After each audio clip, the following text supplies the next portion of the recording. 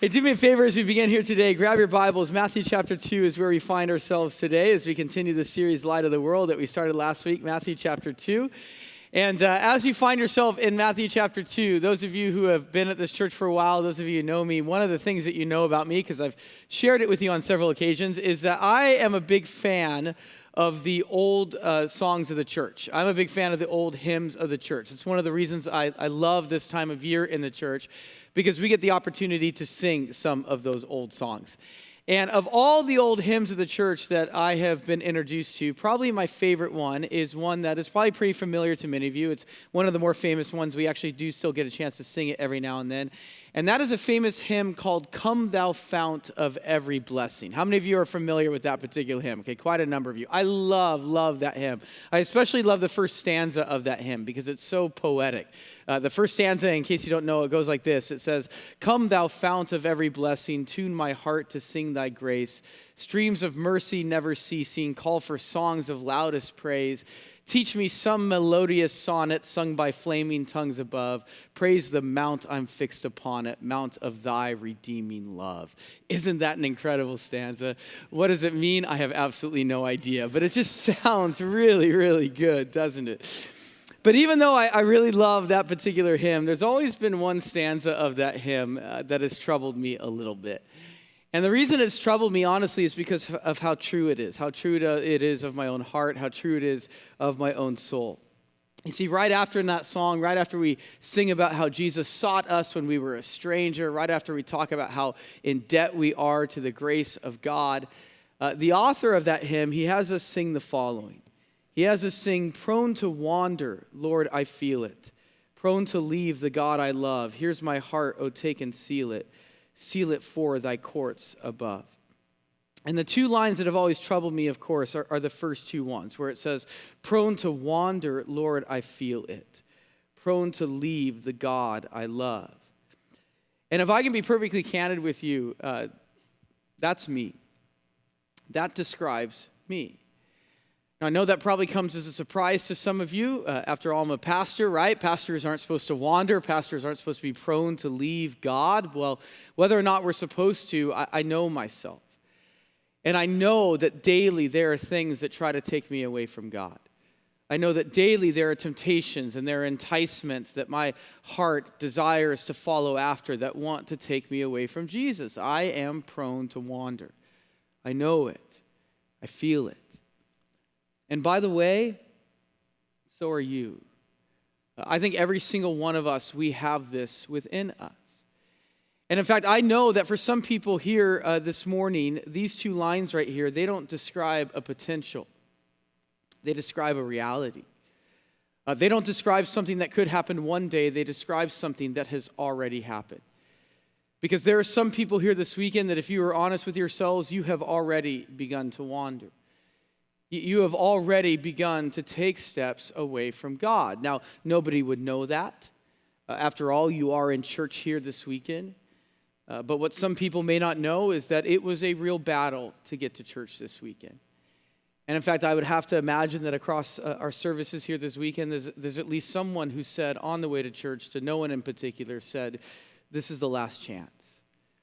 This is the last chance I give church. This is the last chance that I give God. And there are maybe a few people here this weekend where the fire of your faith is starting to fade. And you're about ready to maybe leave the God that you love altogether. Well, if that describes you, I want to let you know, I wrote this message this weekend with you in mind. In fact, here's my goal, here's my desire for this message. It's a lofty one, but I believe that God can do it. My goal, my desire for this message is that anybody who hears my voice who has begun to take steps away from God, that as a result of what we say here today, that they would begin to take steps back towards Him. My desire for this message is that anybody who has begun to wander and maybe leave Jesus, as a result of what we say here today, you would return to Him. That's my hope, that's my goal, and that's my hope and goal, because I believe that today, through what we're going to look at, God is calling you back to Him. And He's calling you back to Him through this passage that we're looking at in Matthew chapter 2, this very famous story that is told a lot this time of year of these magi, of these wise men who come to visit Jesus. and the reaction that this evil king by the name of Herod has to them, and all that happens as a result of it. And I believe that through this passage, God wants to call you back to him, so we better not waste any time. Pick it up with me in verse 1 of Matthew chapter 2, and let's begin to set the scene for what we're looking at here today. Matthew chapter 2, starting in verse 1, this is what we read. It says, "After Jesus was born in Bethlehem in Judea during the time of King Herod, Magi from the east came to Jerusalem and asked, 'Where is the one who has been born King of the Jews? We saw his star when it rose, and we have come to worship him.'" And we'll stop right there for right now. You know, at the center of the story that we're taking a look at today is Jesus, because Jesus is at the center of every story in the New Testament.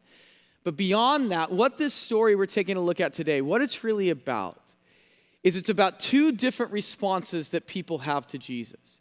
It's about two different reactions that people can have when Jesus sort of intersects their life. And these two different responses are represented by the Magi on one hand, the wise men on one hand, and King Herod on the other hand. And so, in order to really understand what's going on here, I do have to spend a little bit of time in some background work and giving you some background and introducing you to these individuals. So let's do that right now. And let's start first with the Magi. Who exactly are the Magi, or probably to many of us better known as the wise men? Who exactly were the wise men? Well, contrary to this song that we sing this time of year, the wise men were not three kings of the Orient, okay? In fact, they were not kings at all. Here's my one-sentence description of the wise men. We'll put it on the screen. The Magi were pagan priests from the region of Babylon. Okay, the Magi were pagan. That means they were not Christian, obviously, but they were also not Jewish. They belonged to another religion. They were priests of another religion. They were pagan priests from the region of Babylon, which is about 800 miles away from Jerusalem, from Israel. And the Magi were a group of priests who were especially known as being very learned men. That's why they were called wise men. They were known as being people who loved to study. They were almost like the scientists of their day in their particular region. And the Magi were especially drawn to studying the heavens. They were especially drawn to studying the stars. You see, it was believed by some in the ancient world that whenever something significant happened on this earth, that it was actually represented by something significant that was happening in the heavens. The universe, it was believed by some, was one sort of big connected place. And so what the Magi would do is they would study the heavens, they would study the stars, and they would study the stars in order to figure out what is going on here on this earth. And we're told that one day that the Magi, they're in their home in Babylon, and they're looking up at the night sky, and they see what's referred to in verse 2 as a star. They see a star. Now, this is obviously a very famous star. You see a lot of depictions of it at this time of year. And there's been a lot of speculation over the years as to what exactly this star was that they saw. Some people believe it was not a star at all. Some people believe it was a comet. Some people actually believe that it was something more supernatural. It was an angel in the sky that only the Magi could see. For me, I've actually changed my mind in this in recent years. I used to believe it was an angel, but several years ago, one of you actually sent me a very interesting documentary called The Star of Bethlehem. And this is a documentary you can get online. It's really fascinating. And the author of this documentary, he makes the point that we know from history books that around the time of the birth of Jesus, there was actually something very interesting going on in the heavens. And that is that the planet of Jupiter, the planet of Venus, and then a star that was actually known as the king star, it was called Regulus, from a word that means king. These three heavenly bodies were actually all in alignment with each other. It's something that happens only once every 2,000 years. So it's a pretty rare phenomenon. And in this alignment of these three heavenly bodies, it was actually visible in the night sky, and it appeared as like this giant star that just came out of nowhere. And I happen to believe now that that's actually what the Magi saw. I believe that all of this was arranged by God.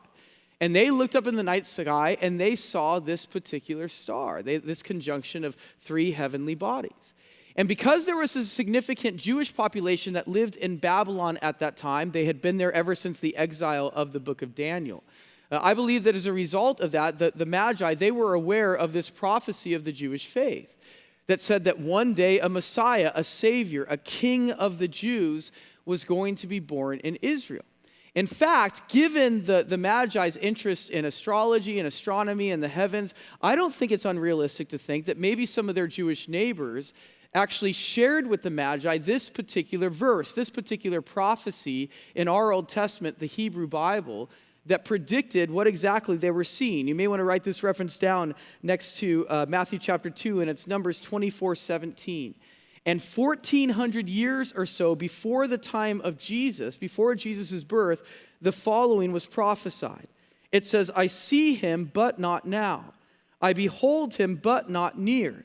A star will come out of Jacob. And Jacob, just so you know, is another name for the land of Israel. A scepter, which is another word sort of for a king, will rise out of Israel. Let me read that again.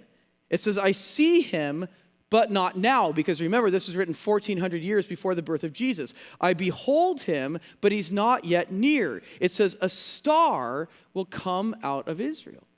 And I think when the Magi, when they see this event in the heavens, they figure that this prophecy has come true. And this king has been born in Israel. And so they take this 800-mile, they take this 30-plus day journey to Jerusalem. Why Jerusalem? Because Jerusalem was the capital city of Israel. And where are kings usually born? They're born in palaces. They're born in capital cities. And so they take this journey to Jerusalem in order to pay homage to this newborn king. And it's when they get to Jerusalem that we are now introduced to the other major character in this story. And that is this man by the name of Herod, King Herod. And who exactly was King Herod? Well, if I could settle on one word to describe Herod to you, it would be the word illegitimate. Okay, King Herod was the illegitimate king of the Jews. Now, what do I mean by that? Well, let me explain. As I have shared with you on a number of occasions before, and the reason I keep on repeating it is because there's no way to read our New Testament and not understand this. You have to understand this every time you read our New Testament. It is that the land of Israel, the nation of Israel, was not its own nation at the time of Jesus. It was a part of the larger Roman Empire. And the Roman Empire at the time of Jesus was huge. It was vast. And so in order to make it easier to rule, what the Caesar, what the emperor of Rome did, is he divided his empire according to a bunch of different regions, much like the United States is divided according to a bunch of different states. And over each region, he put a ruler, he put a king. And over the land of Israel, he put Herod as king. But there was a problem with that. And the problem with that is that Herod was not Jewish. He was half Jewish, and even then, there was a question as to where his loyalties lie. And the reason why that was a problem is the land that he ruled over was primarily filled with Jewish people. And Jewish people at the time of Jesus were very suspect of anybody who was not fully Jewish. And so the Jewish people at the time of Jesus, they never accepted Herod as their king. They saw him as illegitimate. They saw him really as in cahoots with the evil Roman Empire. And by the way, Herod knew that. Herod knew he was illegitimate. He knew that he was not accepted by his people. And that's why towards the end of his reign, especially, which is when this story takes place, Herod became extremely paranoid. He became paranoid of anybody that would try to stage a coup and overthrow his reign over Israel. And so that's why towards the end of his life, he kind of went crazy. And we know from our history books that he ended up having killed 3 of his sons and 1 of his wives because they because he saw them as a threat to his throne. And so he sort of went crazy. He had his family members killed. And that's what leads us back to this verse 2 and this really interesting question, something going on in this question that the Magi ask Herod. I love this sort of thing, so that's why I share it with you. But in verse 2, the Magi ask Herod the following. They say, where is the one born king of the Jews? And here's what's interesting about that, okay? The grammar of the original sentence, of the original language, it actually puts the emphasis on the word born. And so if you were to read this using the emphasis of the original language, it would read something like this: where is the one born king of the Jews? Where is the one born king of the Jews? Now, why is that significant? Because of what I've just shared with you. Herod wasn't born king of the Jews. Herod was placed as king of the Jews by the evil Roman Empire. He was illegitimate, and he knew that. And so when the Magi come to Herod and they announce that there has been one who has been born king of the Jews, this is Herod's greatest insecurity. This is everything that he has been worried about. And that's what leads to Herod's reaction in verse 3. Look with me there. It says, when King Herod heard this, he was disturbed, and all Jerusalem with him. And the Greek word translated disturbed there, it's a very strong word. It could also be translated, Herod was in turmoil, or even Herod was terrified. Of course Herod was terrified, because he had spent his entire life trying to build and protect his kingdom, and now all of that was being threatened. It was being threatened by this baby lying in a manger. It was being threatened by Jesus. And by the way, brothers and sisters, I want to let you know that Jesus is still in the business of doing that today. Jesus is still in the business of threatening the kingdoms that we try to build in our lives. Jesus is still in the business of threatening the empires that we spend so much time trying to construct in our own personal lives. This is why so many people end up rejecting Jesus. And this is why, going back to what I talked about earlier, this is why even some people who have accepted Jesus at one point begin to walk away from him. And this is a really important point, and I need to sort of camp out on this for a second. Do you know the real reason why so many people end up not putting their faith in Jesus, rejecting Jesus? And do you know the real reason why even those who have put their faith in Jesus sometimes will begin to walk away from him? Do you know the reason? It's not an intellectual reason. Now, that's the reason that a lot of times people will give. They'll say, oh, I can't believe in Jesus, I can't believe in God because I can't see him, and I can only believe in what I can see and prove, and so that's why I believe in science, and that's what I believe in evolution, and so on. And the reason people usually give for why they don't believe in Jesus is an intellectual reason, but that's not the real reason. That is a cover for the real reason. I remember years ago reading a book by Josh McDowell. And Josh McDowell, in case you don't know, he's a very famous sort of defender of the Christian faith. He goes around and defends the truthfulness of the Bible and Christianity. We actually had his son Sean out here not too long ago. And in the 70s and 80s and 90s especially, Josh used to travel around to non-Christian college campuses. And he used to give speeches and he used to get informal debates where he would defend the truthfulness of Christianity. And in one of his books, he tells a story about how he was talking at a non-Christian college campus. He was giving a speech about the truthfulness of the Bible and so on. And after this speech, a skeptical college student came up to him. And he came up to him with sort of his guns blazing. I mean, this guy had it out for Christianity, and therefore he had it out for Josh. And he just started peppering Josh with all these reasons, all these objections to the Christian faith and why he couldn't believe in it. And for basically every single objection that this student had, Josh had an answer for him. And it actually got to the point where the student sort of ran out of objections because every single thing that he brought up had been answered by Josh. And so Josh sensed that, and he saw an opportunity. And so he said to the student this, he said, listen, I've just shown to you that Jesus is real, that Jesus is rose from the dead. He said, will you now put your faith in Jesus? And the student said, no. And so Josh pressed him a little bit on it. And he said, well, what would it take? What would I have to say? What would I have to do to get you to put your faith in Jesus? I mean, if I could produce the resurrected Jesus right here, right now, would you put your faith in Jesus then? What would it take for you to put your faith in Jesus? And you know what this student said? I admire his honesty. He said this. He said, Josh, there is nothing you can say, and there is nothing you can do that would get me to believe in Jesus. See, the reason why people don't believe in Jesus, it's not ultimately an intellectual reason. Then what is the real reason? We saw in a verse that we looked at last week, John 3:19. We'll put it on the screen. It says, this is the verdict. It says light, and light there refers to Jesus. Light has come into the world, but people love darkness instead of light because their deeds were evil. It says Jesus has come into the world, light has come into the world, but people loved darkness instead of light because their deeds were evil. The real reason why people reject Jesus is not an intellectual issue. It's a heart issue. It's because people love darkness. It's because people love sin. It's because people love themselves. And that's exactly what's going on in this passage with King Herod. Why is Herod so afraid of this Jesus? The answer's simple. Herod loves darkness. Herod loves himself. Herod likes to be in charge. He likes to call the shots. He likes to be king. He likes to do what he wants to do when he wants to do it. And the thought that someone else would be in charge, the thought that someone else would be king, the thought that someone else would dictate the choices that he's supposed to make in this life, Herod doesn't like that.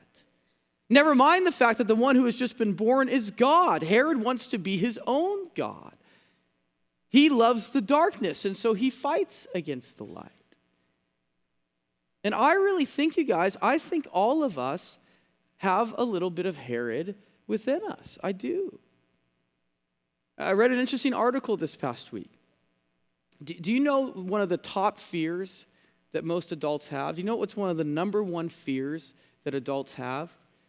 It's not spiders, okay? That's my wife's biggest fear, but that's not, according to this article, what the number one fear is. This was an article I read in Psychology Today, and it said that one of the number one fears that adults have is the fear of losing control. It's the fear of losing control. It's the fear of ceding control of our lives to someone or something else. We all want to be in charge.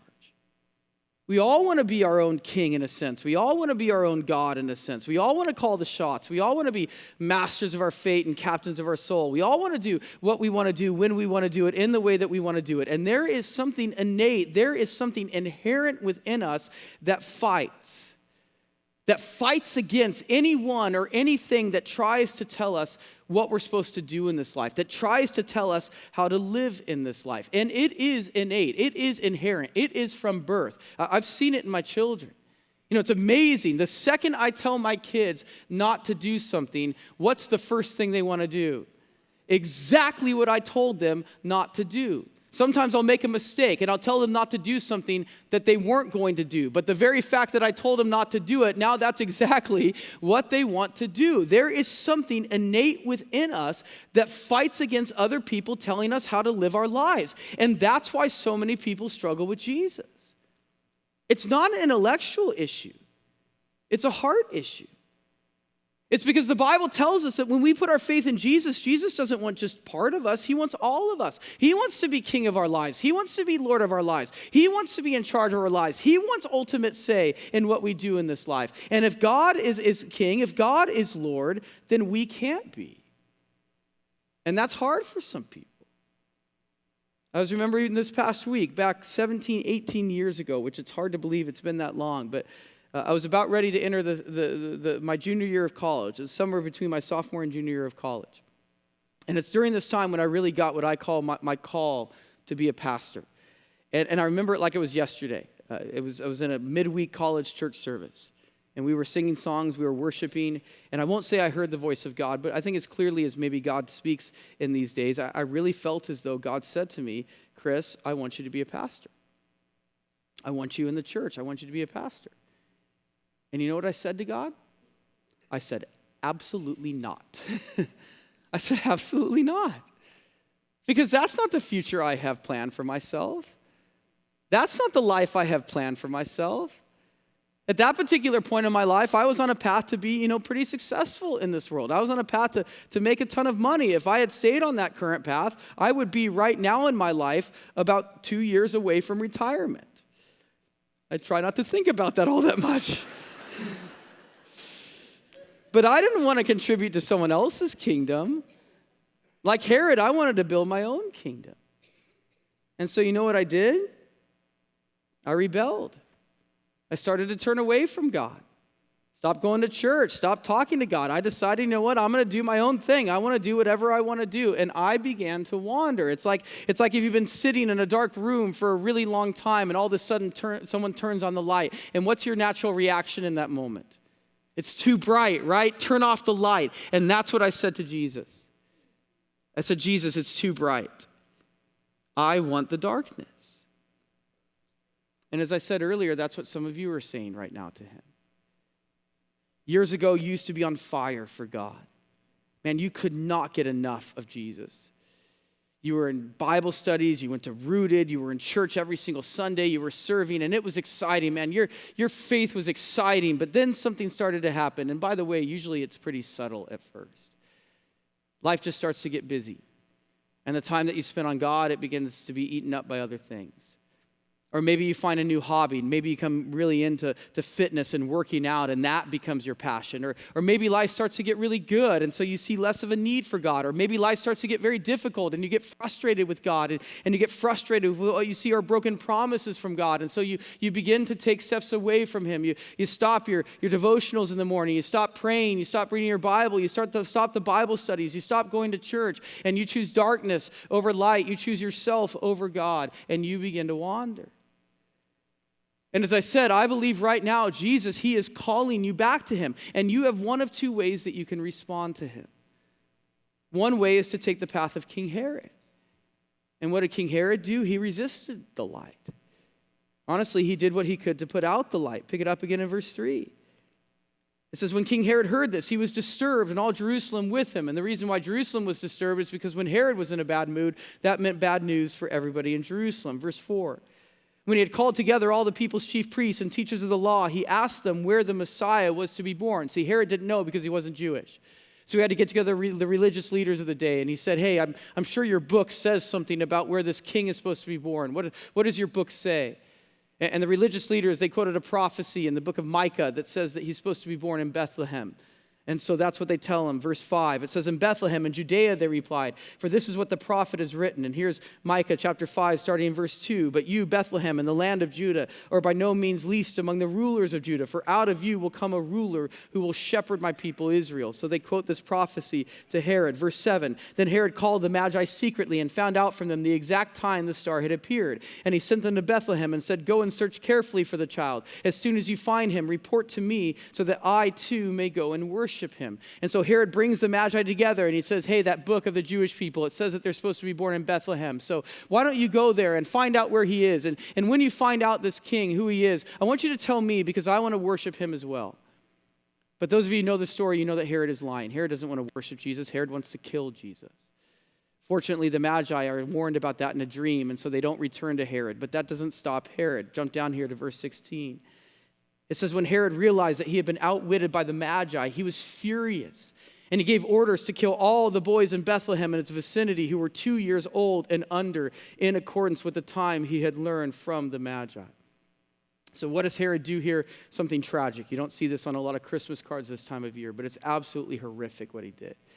He doesn't know who the Messiah is. He doesn't know who Jesus is. So he just issues a blanket order. He says, I want you to kill every single boy in Bethlehem 2 years old and younger. It's estimated based on the size of Bethlehem at this point, it wasn't a relatively big city, that maybe as many as 20 children lost their lives in that day. Jesus fortunately wasn't among them. God had warned Joseph, his father, what was going on, and they got out of there. But nevertheless, 20 kids lost their lives, all in an attempt to put out the light. And that's one way to respond to Jesus, to do whatever you can to ignore the light, to resist the light, to put out the light. And that's why some people, instead of turn back to Jesus, they turn to their work and they turn to busyness. Or some people turn to their children and they get ultimately really invested in their kids and what they're doing. Or some people even turn to alcohol or prescription drug medication, or they turn to pornography, all in an attempt to resist the light. And that's one path that people take in this life. But it's not the only path. There's another way we can respond as well, and that is the way of the Magi. Back up to verse 9. After they, the Magi, had heard the king, they went on their way, and the star they had seen when it rose went ahead of them until it stopped over the place where the child was. By the way, watch this documentary if you want to see how a star can do that. Verse 10.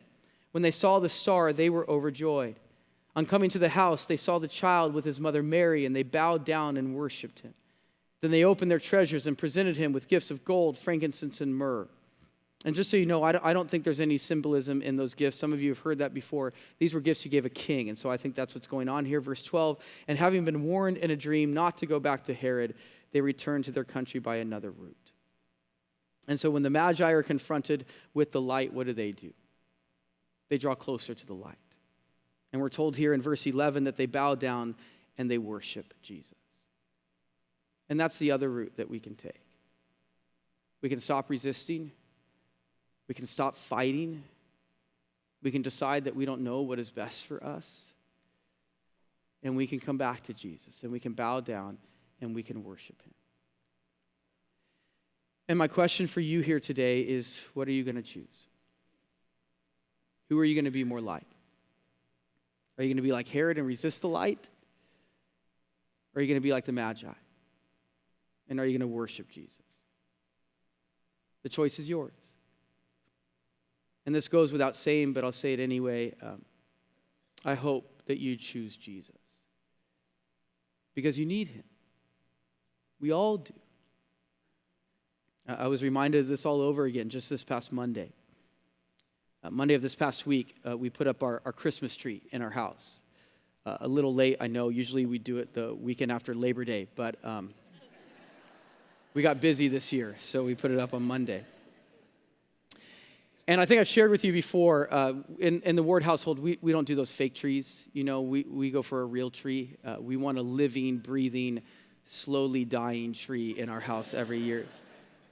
And so we picked it up on Monday, and we made a mistake this year that we made a couple of years ago, and that is that we got a tree that was too big for our living room. We don't have a very high ceiling, and so we got a tree that was too big. And so as we were trying to get it up, you know, the top was scraping the ceiling. But the bigger deal was that the stand, the tree stand that we've used for every tree for the past 6 or 7 years, it was too small for this tree, and it wouldn't support it. The only problem was, we didn't realize that until after about 30 minutes of wrestling with this tree and trying to get it up.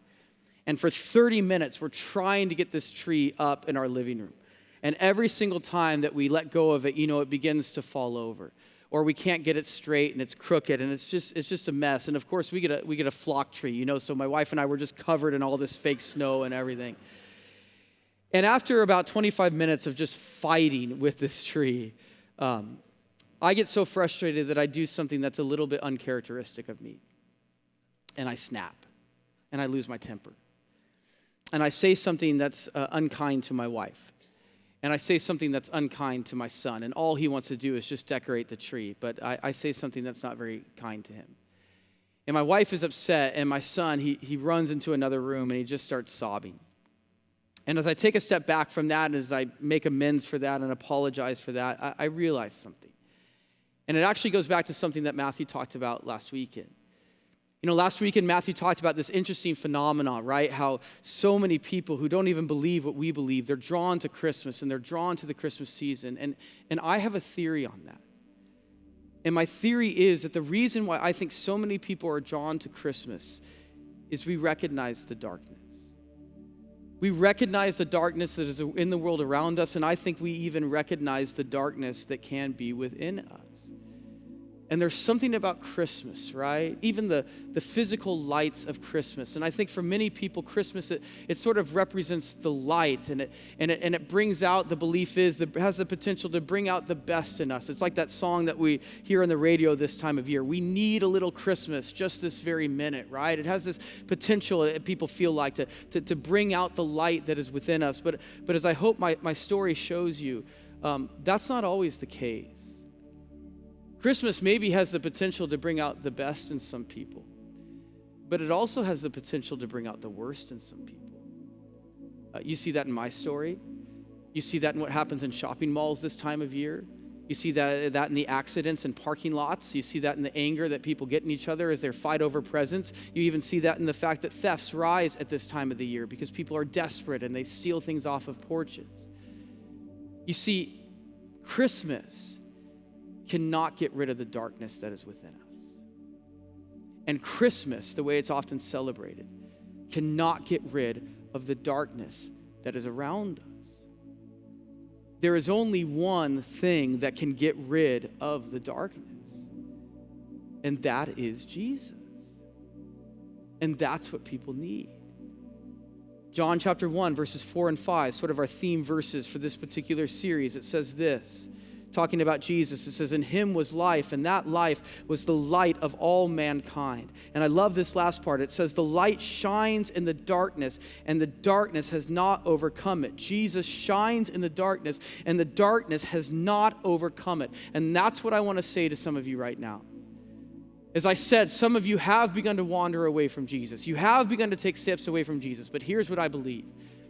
I believe that if you really genuinely put your faith in Jesus, it doesn't matter how far you have wandered, he is still living within you through his Holy Spirit.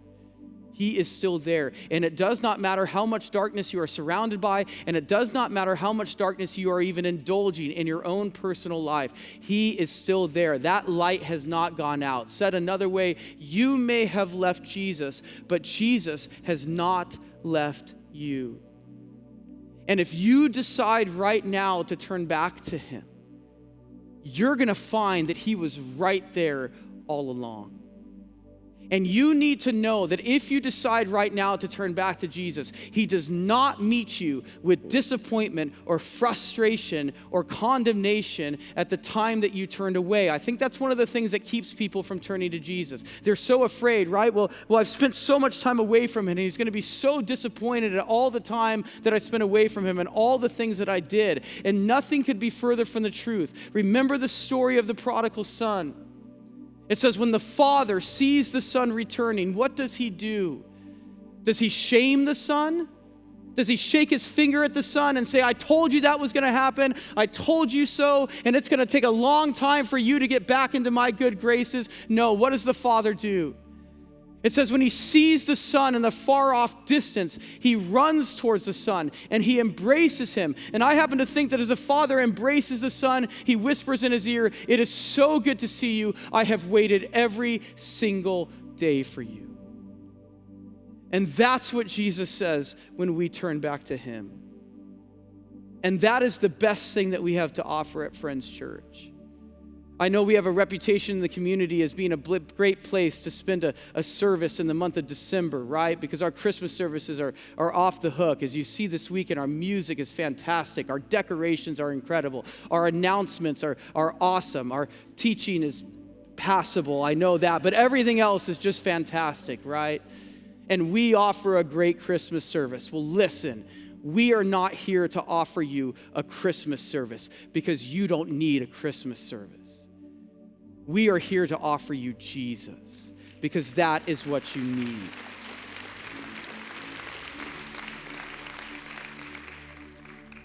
And so right now he is calling out to you. Will you return to him? Will you come back to him? Will you do me a favor? Will you bow your heads with me right now? And I'm not sure if this message spoke to anybody in this room, but if it did, and if there's someone right now who is saying, yes, I've wandered and I want to come back to Jesus, I just want to let you know it is so unbelievably simple. And in fact, I'm going to give you a prayer right now that I would just ask you to just repeat to yourself after me as I say it. And the prayer goes like this. God, I admit that I've wandered. I've gone my own way. But God, I'm tired of that. I'm tired of the darkness of trying to live my life without you.